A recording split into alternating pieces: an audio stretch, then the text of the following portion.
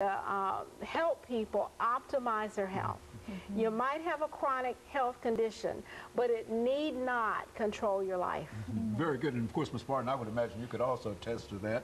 Yes, I can. We really want to return the power to the patient, to offer them options and let them make the decisions that are necessary to optimize their health. One of the things that we're doing is Reiki therapy, which is a self-healing modality.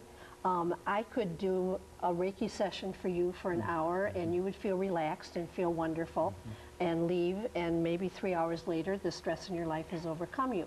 What we would like to do is to teach Reiki to our clients so that they have it as a self-healing. That's something that they can do every morning when they wake up or in the afternoon if they're feeling stressed, that they can teach their children. Because we're not a country that really teaches our young how to deal with the stresses of this world. We're just, as opposed to, for instance, Japan, where that's considered, you know, part of your education is to learn how to deal with stress, how to decide what are the stressors in my life that I have control over, what are the stressors that I have no control over, and how do I let go of those things that I really have no control over. And of course, Ms. Crawford, let's have you to make some additional statements, and then we'll have Dr. Robertson to sort of close us out today in reference to this. I think we've got about 5 minutes. Okay. But what are some of the other things that you think that you ought to leave with us today? Well, let's think of the far-reaching effects of a family state of health. If a couple has unhealthy health habits, poor nutrition, they smoke, they drink too much, let's think about what happens as a result of that in the next 100 years. You know, every generation you're going to have children. You could have up to 500, 1,000 people by the end of 100 years. How many of those health habits will be passed down to those people? And then it becomes logarithmic. By the next 100 years, we might be talking 500,000 people. So the decision to make good choices not only affects your quality of life, it affects the quality of life of your great-grandchildren. So we want to help the community realize that it's up to you. You can save your children. They don't have to have poor quality of life, but it's up to you. You have to make the decisions to have nutritious food in the house, to have them see you have healthy relationships between husband and wife, to see you exercise, to see you do healthy things to deal with your stress rather than unhealthy things. And you know, Dr. Robertson, it seems to me that especially since we're dealing with African-American females often, that there ought to be something that you can say in reference to why is it that we have such a difficult time to convince African-American females to be concerned about their health. I mean, they don't exercise as much as they perhaps should. They don't, well, you know the problems. Why is that?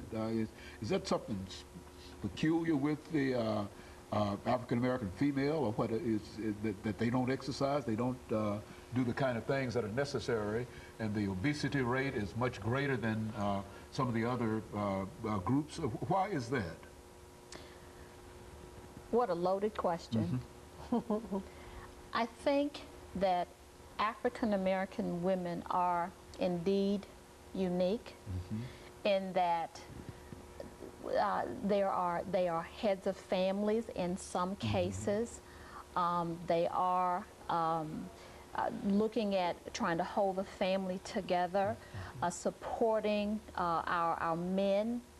Is also important to all women, but in particular African American women.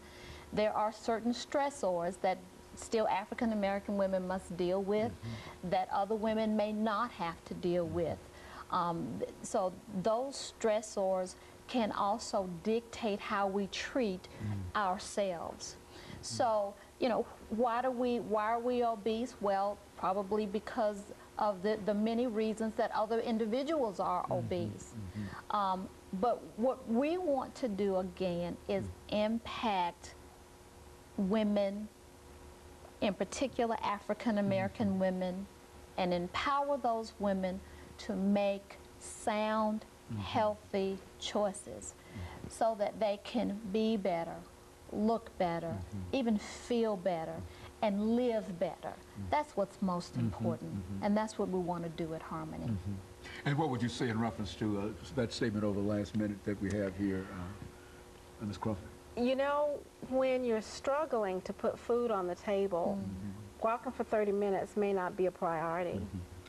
But when you realize the long-reaching effects of your lifestyle and your way of life before your children, you may need to shuffle your priorities a little.